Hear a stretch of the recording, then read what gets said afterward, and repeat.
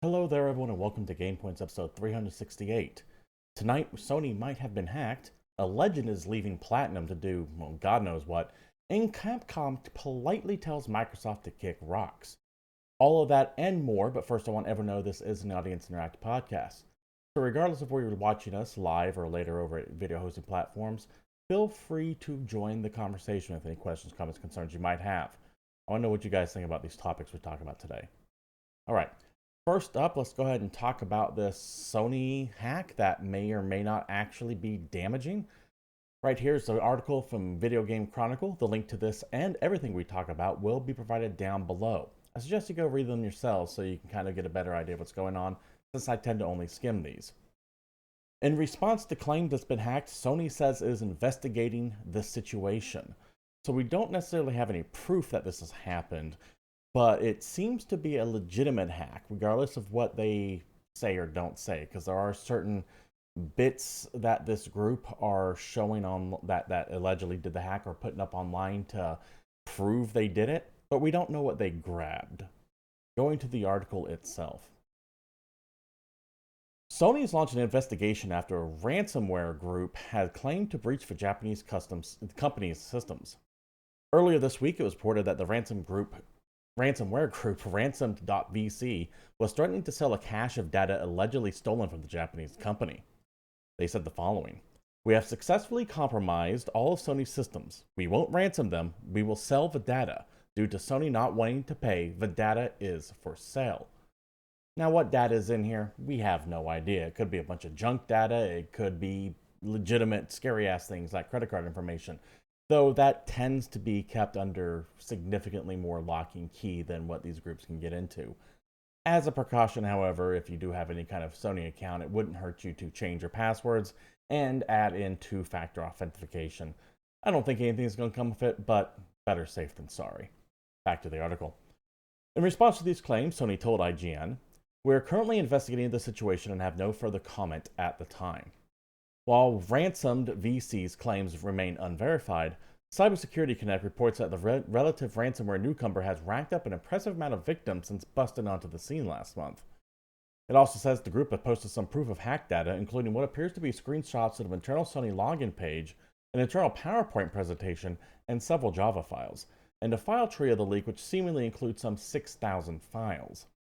Ransomed.vc also lists a post date of September 28th, which is presumably when it will publish the data wholesale if nobody purchases it. Once again, like I said, if you have a Sony account, just change your passwords, get two-factor authentication in here. I doubt any consumer information leaked from this. I think Sony would be very upfront with that, considering that they have a history of hacking efforts, and one even brought down the PlayStation Network a few years back, which just crippled Sony when it came to PR. That thing was down for multiple weeks. I don't think we're facing that kind of situation here, but this is an unfolding story, so we'll be sure to keep an eye on it as the weeks go on. There's a good chance, though, this might be the last time we talk about it because, well, my gut tells me they really didn't get all that much, considering how blasé Sony seems to be acting to this one. Let me know what you think down below. Moving on, I know acquisitions have been in the news a lot lately, with the Microsoft Activision deal seemingly finally approved by the UK. That might finally be 100% done. That was kind of the last hurdle. But if you're worried about other companies getting gobbled up by Microsoft, well, they're going to buy some more. It's just going to happen. But Capcom seems to be fighting that trend. Here's a post here from Shinobi602 over on Twitter. He is a longtime video game analyst. He has been positing his opinions and news for years over on X. It says the following: "Capcom says it would gracefully decline any acquisition offer for Microsoft. I believe it would be better if we were equal partners," said COO Haruhito Tsujimoto. Once again, I apologize, I mispronounced that name. And then he links to a Bloomberg video interview with the man at Tokyo Game Show, which I believe just wrapped up. Cool. That's cool to hear that Capcom saying, no, we're not interested in selling at the time. But let's be 100% clear here. Microsoft can back up a massive money truck to them. Not saying that they would. I don't see that happening anytime in the future. But, excuse me. when it comes to their wheelhouse, there are a few things that Capcom can provide that Microsoft doesn't have. Fighting games come to mind almost immediately. I can see Microsoft, specifically Phil Spencer, being interested in picking up Street Fighter given how well some of these fighting games sell. I mean, we did have Mortal Kombat 1 just drop and seems to be doing relatively well, and Street Fighter 6 is very, very well received. I can see a future where Microsoft does buy Capcom regardless of what the COO here is saying. You throw enough money at a company and they have a duty to sell, a fiduciary duty to their shareholders to sell. So while the sentiment is appreciated that they would gracefully decline, that does not mean that they're not being looked at. In fact, however, I would say that there are many other companies Microsoft would be looking at before Capcom. Square Enix being one of them, WB being another, possibly even Ubisoft, although they might be a little gun shy to go after these guys after how long it took the Activision Blizzard deal to go through. You might see some smaller fire sale pickups, maybe in Embracer's ongoing financial troubles. They might sell Microsoft a couple IP or two, maybe a few studios. That's what I'm expecting to see, some smaller acquisitions. But Microsoft is not done buying companies, to be perfectly clear here. You are going to see more of them get approved. And if they're smaller than Activision, then they're going to go through with relative ease because the FCC doesn't have a leg to stand on. Just how it is. Moving on, we're going to have a bunch of very quick stories today, by the way. Seems like the actor to the Jedi Fallen Order, Jedi Survivor series, is it Jedi? I think it's just called Star Wars Jedi because there was Fallen Order and then Survivor. Yeah. Anyways, that series seems like the actor just let slip a third one's coming. Now, to be fair, we all knew it was coming. Stig Amusen, who used to be the head of Respawn, or the man behind the Jedi games over at Respawn, recently left the company, but was saying that he envisioned this to be a trilogy. It's EA, of course they love trilogies, and the most recent game, while running atrociously on PC, still sold very well overall. So, yeah, they're making us a third one. Also, it seems that they could be tying in the recent Ahsoka series to some events that are happening here. That's a little bit of a stretch, but I doubt that if that is the case, I doubt they would just end the series after 2 games when they can easily get a third one out. To the article itself, once again, all these will be provided down below, and this is from PC Gamer. During a recent panel at Ocala Comic-Con in Florida, Cameron Monaghan, who plays Cal Kestis in Star Wars Jedi video games, confirmed that a third one is in the works. At the end of the panel, near the 43-minute mark in the fan-recorded video, Monaghan said the following. We're working on the third. We're in the process of doing that right now, so it's a big undertaking, and that's been some conversation so far. But hopefully when all things are said and done, we'll be able to go in and make something really cool for you guys again. This was recorded on September 16th, just days after it was reported Stig Asmussen, who directed the Jedi games, was leaving Respawn Entertainment. By the way, some company, there's a good chance he was poached. I can imagine some company just backing up a massive money truck to his door and go, come work for us. And he went, no problem. Asmussen previously said he envisioned the Jedi games as a series from the start, telling IGN the following. I always wanted to see this as a trilogy. There's a certain precedent in the market for Star Wars trilogies, but though EA confirmed his departure, has yet to announce a replacement, saying only that veteran Respawn leaders will be stepping up to guide the team. So expect more Star Wars Jedi. Awesome. Hopefully the PC state of the third game is not the flaming pile of garbage that Survivor still is to this day. It is unacceptable that it was released in PC in such a state. However, the console versions, remarkably solid. If you're going to play it and you have multiple platforms to pick from, go for a console before a PC, and it hurts my heart to say that considering I'm primarily a PC gamer. While on the topic of Star Wars, let's go to IGN. Star Wars Eclipse is still alive. Quantic Dream insists it's simmering. That's right. Remember Quantic Dream, the guys that made Heavy Rain, which is arguably their best game, Detroit Become Human, Beyond Two Souls, etc. Well, a few years back, they announced they were working on a Star Wars game, and that was about all we heard from them. Now, I believe that there was some kind of internal link that stated that we shouldn't expect this till 2027 or 2028. I swear I remember reading something about that months and months and months ago, but I didn't really file it away in my head. But that That's why I could be wrong on that. But they did come out recently with some news on it saying, hey, we're still working on it. We got nothing to show for it, which is what I want. Say you're working on something and then shut the fuck up about it and go away. And occasionally come out and go, yeah, we're still working on it. You'll see it when it's ready. Don't hype it. Just say it's coming. To the article. First announced back in 2021, Star Wars Eclipse has remained largely a mystery since its striking first reveal last year. Developer Quantic Dream quashed rumors about the games being delayed and was suffering from development trouble, noting it had yet to announce a release date. Maybe that's what I'm getting confused of, this 2028 date in my head. In subsequent interviews, Quantic Dream CEO Guillemot de Fondumé, Guillemot de Fondumé, I apologize, I can't pronounce that, said Eclipse would retain Quantic Dream's fundamentals despite being an action game at heart. But in 2023, so far, no show for Star Wars Eclipse, leaving some to wonder what's happening with the game. During a recent interview with IGN at the Tokyo Game Show in 2023 in Japan, Lisa Pendes, Vice President of Marketing for Quantic Dream, described it as simmering. She said that, can I say exists? Because it exists, it's just not ready. It's simmering. And we had like a couple of shots coming from it for the most part, but it's still happening. Quantic Dream has undergone many an issue over the past few years. There were all those allegations of sexual harassment coming from there, which they just flatly denied, to their credit, so just keep that in mind. It seems like the video game industry in general, and by industry I should say media, let me clarify a little bit here, seems to have a hate boner for Quantic Dream and everyone working on it, specifically David Cage. I don't know if that's necessarily fair or not. He does come off as a little abrasive during interviews. If you ask me, what happened is that he rubbed a couple of media people the wrong way, and since games journalism tends to be a bunch of chatty little hens that love to gossip, rumor gets around, and then people start going, oh, he's a bag of dicks, and their writing starts reflecting that.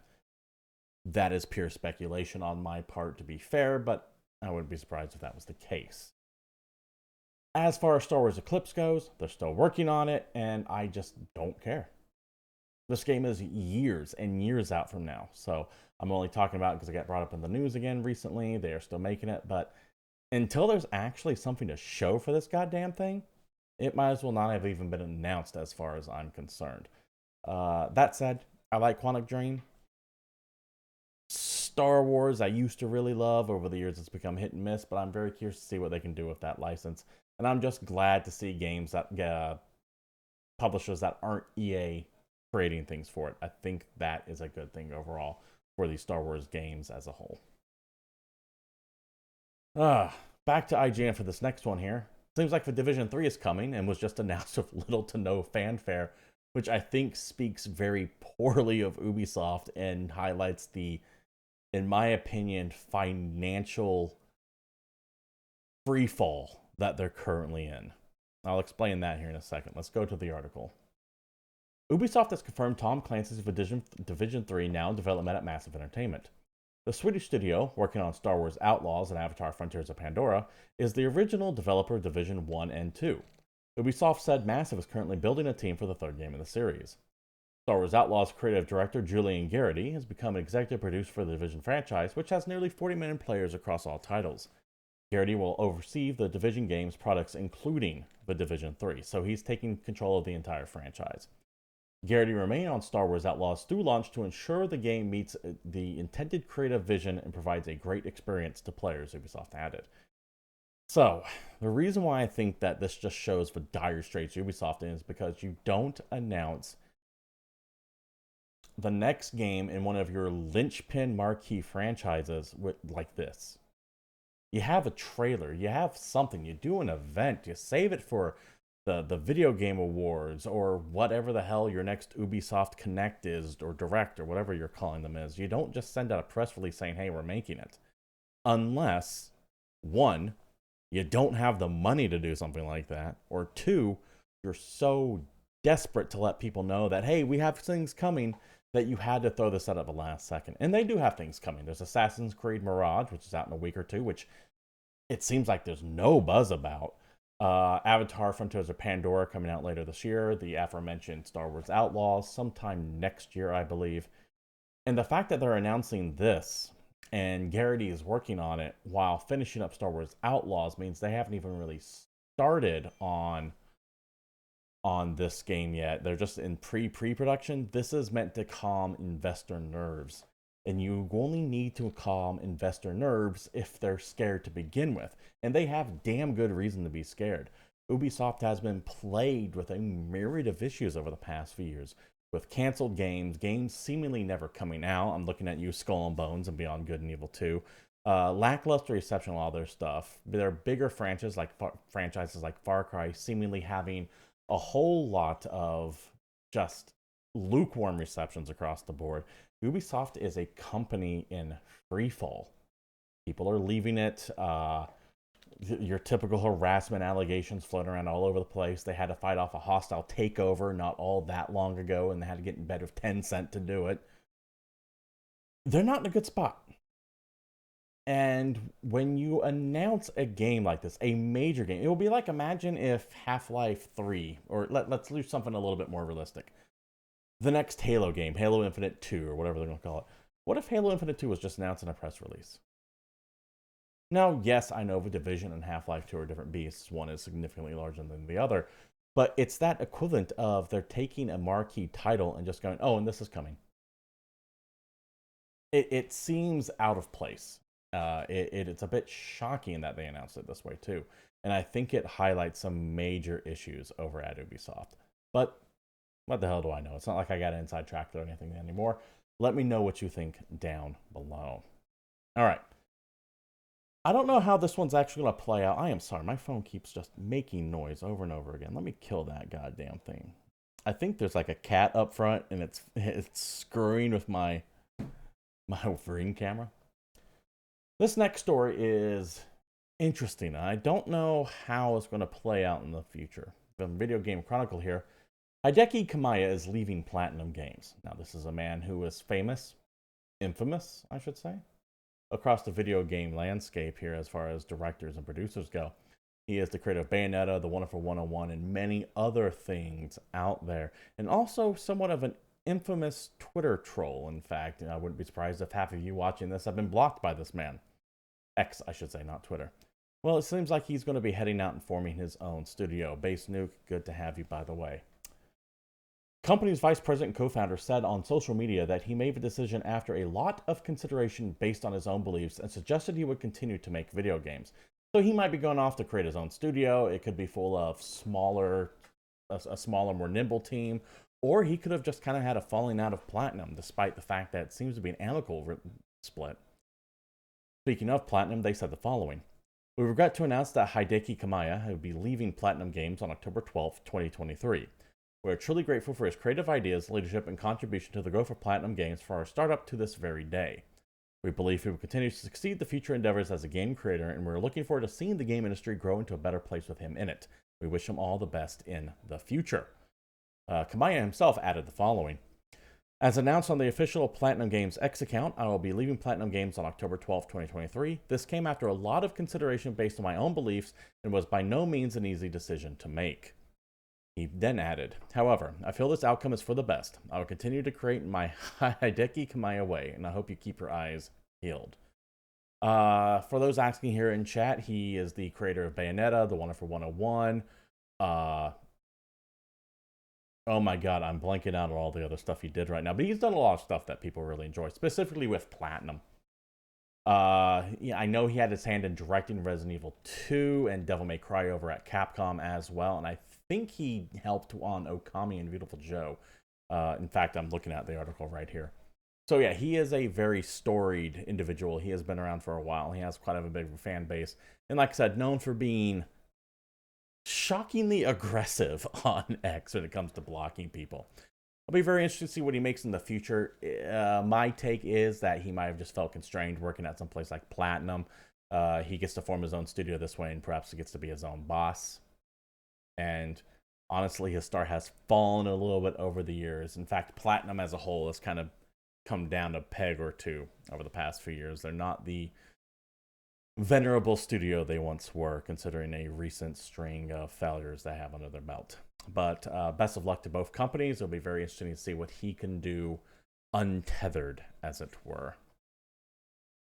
Moving on, more layoffs at Embracer Group. Now, I know for the past few weeks, months at this point, it feels like I have been talking about the rapid collapse of Embracer ever since the Saudi Arabian deal fell through. Multiple layoffs, Volition shut down, many other studios getting the axe, and the layoffs are going to keep hitting, even at your bigger places like Crystal Dynamics. Right here is an article from Eurogamer. Tomb Raider developer Crystal Dynamics has confirmed 10 employees have lost their jobs as part of an internal restructuring program following multiple accounts from employees that studios have been hit on layoffs today. Senior brand manager Nicholas Edwards announced his departure from Crystal Dynamics in a message shared on LinkedIn, revealing he was one of a number of people impacted by the latest round of Embracer layoffs. At the studio, Edwards noted today's job cuts had affected a broad spectrum of departments, including PR, project management, 2D art, and video editing. Crystal Dynamics Communications Director Adam Khan also confirmed he had been affected by today's layoffs, as did Senior Community and Social Media Manager Neha Nair. After 3.5 years at Crystal Dynamics, they wrote, "I was laid off today." Crystal Dynamics made a difficult decision to part ways with 9 brand and marketing and 1 IT employee today due to internal restructuring to align the studio with our current business needs, it wrote. "We are working directly with the affected staff to support them." This isn't going to stop anytime soon. I wouldn't be surprised if there are even more layoffs at Crystal Dynamics as Embracer frantically has to right their sinking ship. And it is going to get very, very nasty. They expanded way too far, way too fast, with no real game plan, it seemed, and now they are paying the price. Venture capital can only get you so far, and despite that, it seems like their CEO, Lars Wingfors, is still frantically trying to seek more outside investment. Stephen Totila here, writer for Axios, video game journalist, has information saying that Lars Wingfors says the company is seeking outside investment for some projects to avoid layoffs, but ultimately they're making decisions to either restructure or downsize some teams, and there will be few cases of closure. If, assuming they get investment, they're still having to lay off people and still restructure and downsize, this company's in trouble. I think you're going to see a fire sale of Embracer properties, very reminiscent, ironically, to when THQ went bust, creating THQ Nordic, eventually creating Embracer. I do not think the future looks bright for Embracer Group.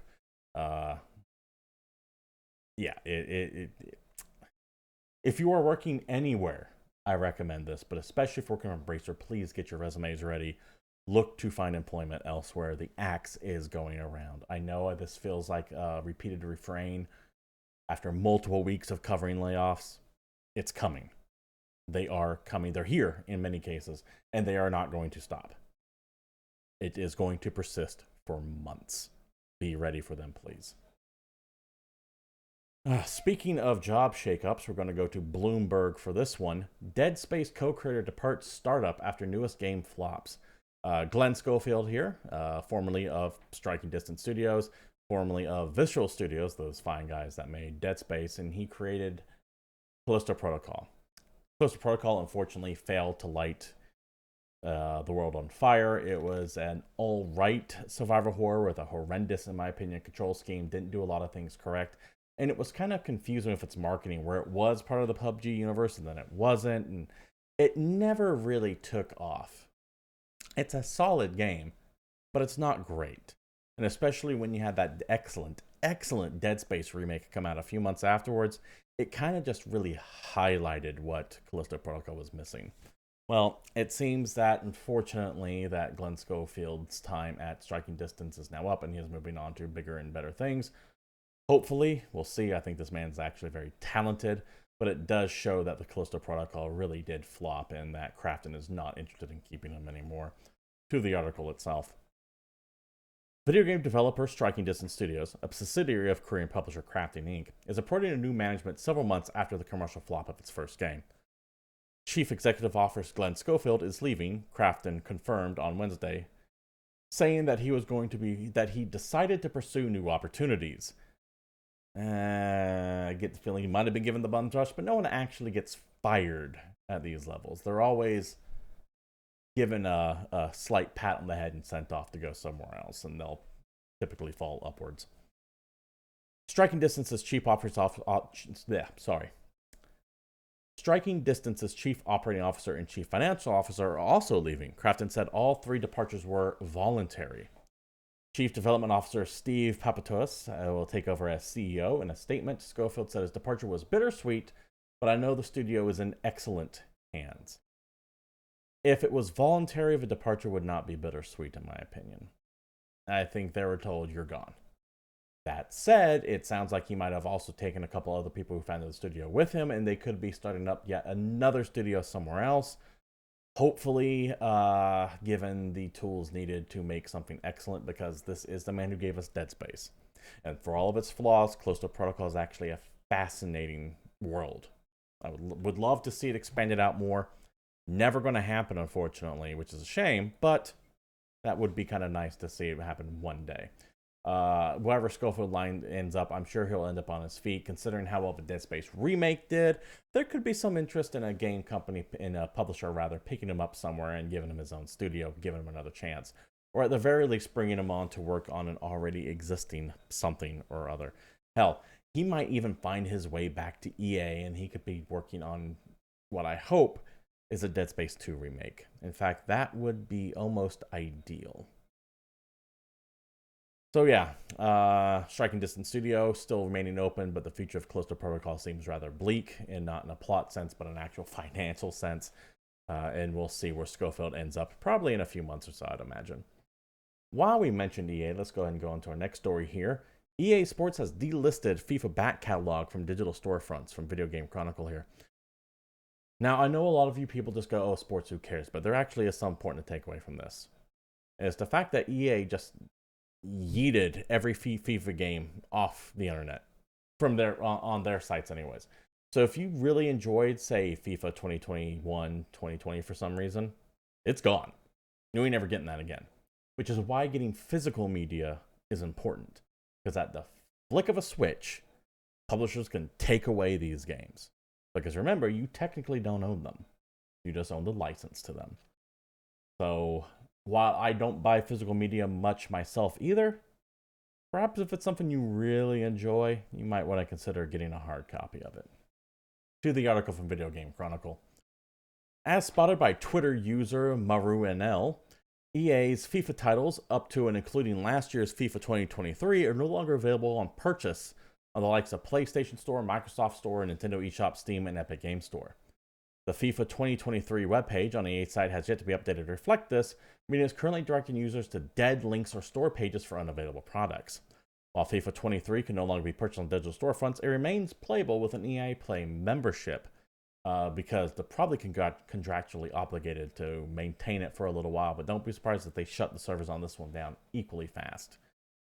Now, why? Well, because EA broke away from their FIFA partnership. It's now EA Football Club. And once that licensing ran out, so it would have been named to sell anything with the FIFA name attached to it, you would imagine. And as per the rules of the contract, they had to pull all of it. I'm sure EA wasn't too upset that they had to pull things from it, but there it is either way. It's gone. It's just not there anymore. Back to the article. At the request of the publisher, EA Sports FIFA 23 is unlisted on Steam Store and will not appear in a search, reads an update on Steam's page.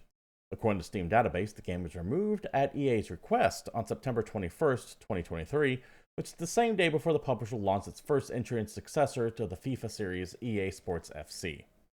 While EA Sports FC 24 doesn't go on general sale until the 29th, early access has been available since September 22nd to customers who purchased the game's Ultimate Edition. That is the corpo speak of saying the game actually did launch on the 22nd for people who are willing to spend a lot more money on it. All the rest of you schlubs who aren't willing to buy their giant, oh my god, it's coming right at you edition, have to wait like the plebes until the 29th.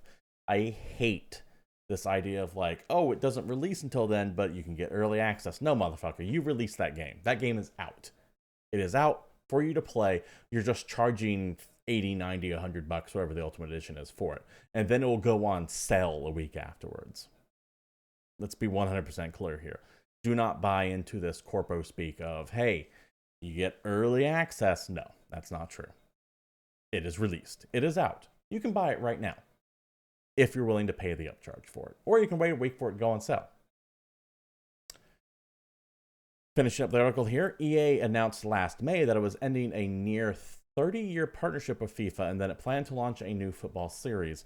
That's because the FIFA name, while soccer is huge, FIFA itself as a brand has really taken a bunch of hits through corruption controversies and just general malaise.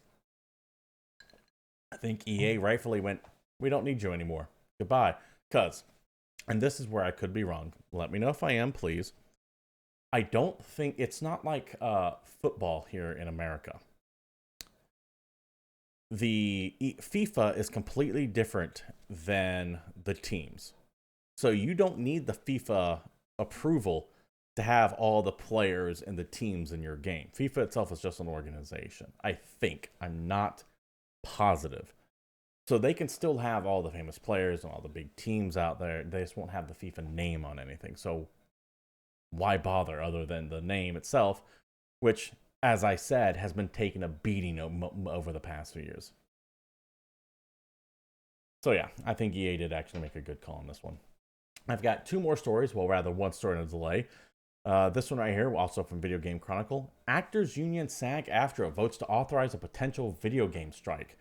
Interesting that this is happening as it seems the Writers Guild and the other actor strikes going on are likely on the verge of getting resolved tonight, I believe, at midnight, actually. So we'll see if this actually goes anywhere, but important to bring it up nonetheless. Members of SAG-AFTRA, the labor union for the American actors, have voted overwhelmingly in favor of potential video game strike action. Union members voted 98.32% in favor of the strike authorization regarding the interactive media agreement, which covers members' work on video games. While this doesn't necessarily mean a strike is going to be called yet, it does mean that SAG-AFTRA doesn't get the terms it considers acceptable while negotiating with the interactive media agreement. It can call strike right away, knowing its members already support the decision. So far, negotiations have failed due to what SAG-AFTRA calls unacceptable terms on some issues most critical to our members, including wages that keep up with inflation, protections around exploitative uses of artificial intelligence, and basic safety precautions. There have been 5 rounds of negotiations so far, with the next bargaining session to take place from September 26th to the 28th. SAG-AFTRA has been in negotiations with a number of video game companies and their performance production arms since October of 2022, so almost a year, including Activision Productions, Blindsight, Disney Character Voices, EA Productions, Formosa Interactive, Insomniac Games, Epic Games, Take-Two Productions, VoiceWorks Productions, and WB Games. If the strike takes place, it will likely affect those companies as they won't be able to hire those unionized actors to perform motion capture or voiceover work for their games. Interesting to see if this actually happens. Because at first, you had the SAG-AFTRA president, Fran Drescher, that's right, the nanny, urging the video game side of things to go on strike, seemingly in solidarity with the writers and actors on strike from the movie side of things and the TV side of things. But that's getting resolved tonight, it seems. So are they just going to leave these guys out to dry if they go on strike? It's really weird. I don't know if this is actually going to happen. And plus, like I said, just because they authorize the strike doesn't mean a strike will happen. It just means they have that in their back pocket to whip out if need be. Video game voice actors did go on strike back in, I want to say it was 2015, maybe 2016 for almost a year. And it did slow down the production of some games, although not by much. We'll see what happens this time around, if they can come to some kind of agreement or not. I'm sure we'll let you know here in the next couple weeks. One final story that I wanted to mention, and it is a delay from Don't Nod, the makers of Life is Strange, but also of Remember Me and Vampire, I believe, too. The upcoming Banisher's Ghosts of New England. The makers of Banisher's Ghosts of New Eden have delayed the game, originally supposed to come out on November 7th of this year, to February 13th of 2024.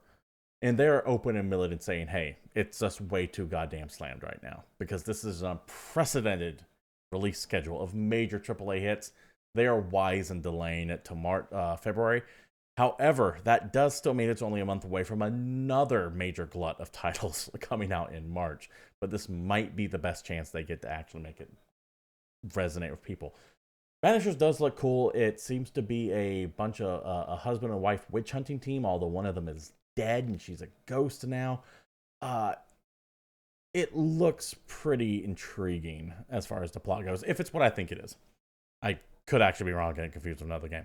But this is on the list of things to look at, and while I don't care too much for the Life is Strange games at all, I think they're overly pretentious and, well, let's just leave that there. I do like their other stuff. Remember Me was a very competent action game. Vampire was solid. Once again, I think they made Vampire. Could be, once again, getting confused with someone else. But they do some good work, and I'm eager to see what this Banishers game is going to be when it finally drops in February. And that does it for the news, which means that does it for the show as well. This has been GamePoints episode 368. Thank you all for showing up.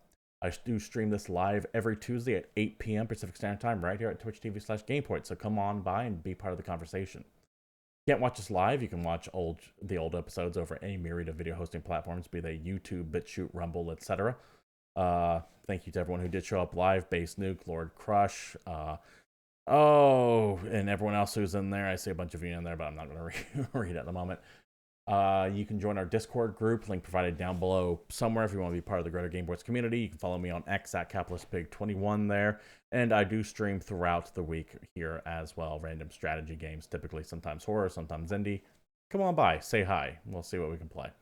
Anyways, thank you all for showing up. If you like what you see here and you want to support the stream, you know what to do. Like, spits, follow, subs, all that good stuff. Otherwise, I will see you next week. And until then, I'm out of here.